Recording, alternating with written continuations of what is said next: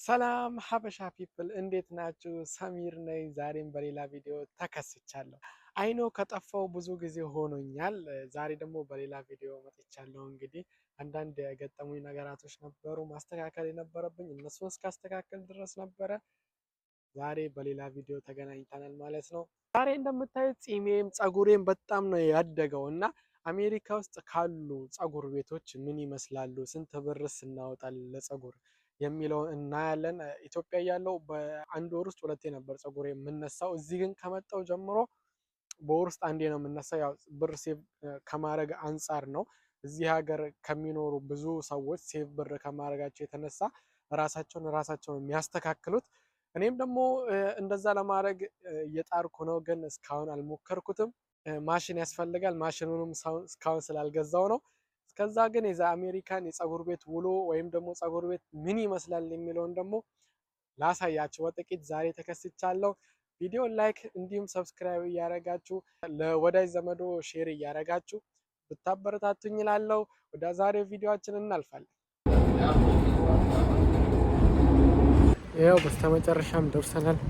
አንድ ባስ ነበር የተጠቀምኩት፣ ረጅም ጉዞ አልነበረም። እስቲ እንየው ውስጥ ገብተን ደግሞ ቅድሚያ መታችሁ ቀጠሮ ካልያዛችሁ ትቀመጣላችሁ ናክል ሰዓት እና አሁን ይህ ቤቱ በጣም ብዙ ሰዎች የሚያስተናግድ ቦታ ነው እና ያው እንግዲህ እየጠበቅኩ ነው ማለት ነው። በጣም ነው ደስ የሚለው ቤት ማለት በጣም ብዙ ሰው ይመጣበታል። ዛሬ እንደውም እድለኛ ሆኜ ነው ብዙ ሰው እንደውም ሰራተኞቹ የሚሉ ወረፋ እንጠብቅ እያደረጉኝ ያሉት ሴቶች ናቸው። ወንዶቹ የሴቶቹ ጸጉር ቤት ሄደው ይሰራሉ፣ ሴቶቹ ደግሞ ወንዶቹ መጥተው ይሰራሉ ማለት ነው። እዚህ ሀገር ልዩነት ትጠላለህ።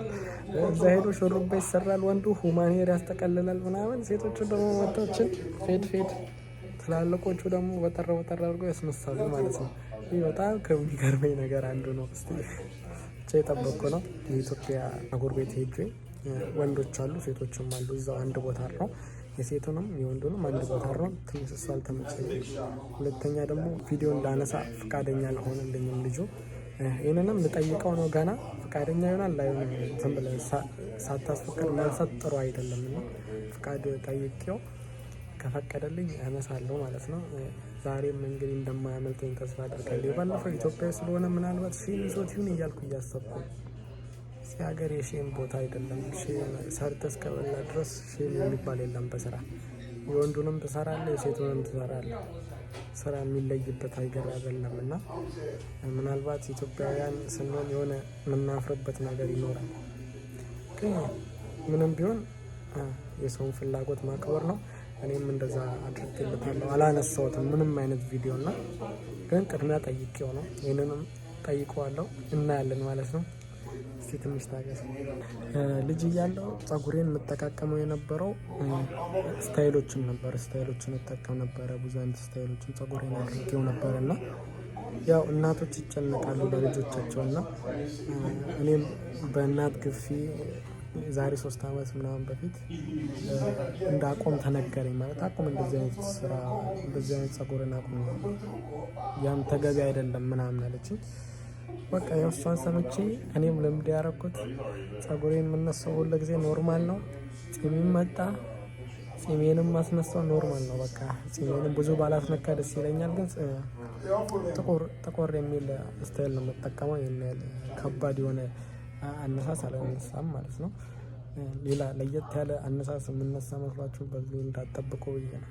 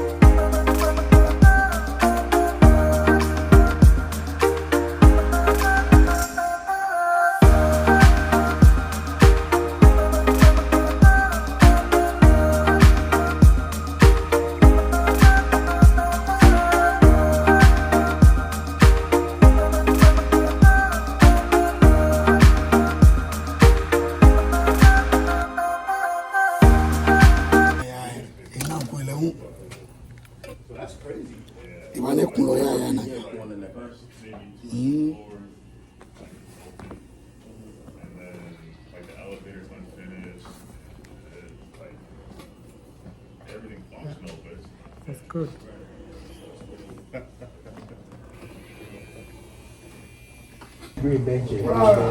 ስንት ብር እንደሚል ተመልከቱ። 50 ዶላር የሚጠይቀው ታያላችሁ።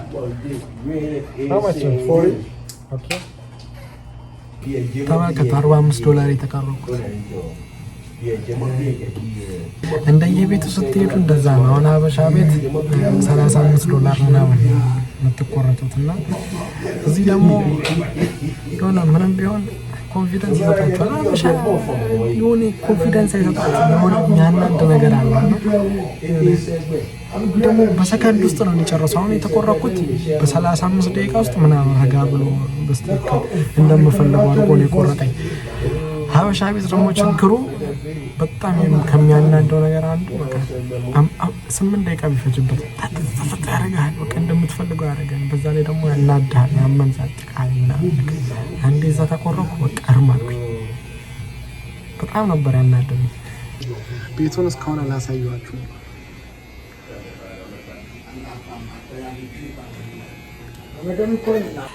እንግዲህ ፏፏ አርጎን እየወጣን ነው።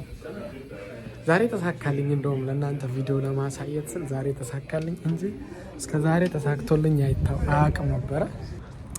በጣም ወድጄዋለሁ። በተለይ ደግሞ የጺሜን ቅርጽ ያወጣበትን መንገድ ደስ ብሎኛል። ለዛ ነው 10 ብላችሁ ሉክ ያ አላህ ያ አላህ ያ አላህ። ከፈለጋችሁ አድራሻውን ጠይቁኝ አስቀምጥላችኋለሁ። የዛሬው ቪዲዮአችን ይህንን ይመስል ነበረ። በአሜሪካን ውስጥ 45 ዶላር ከፍለን የተቆረጥነውን ጺሜን ጸጉሬን አሳይቻችኋለሁ።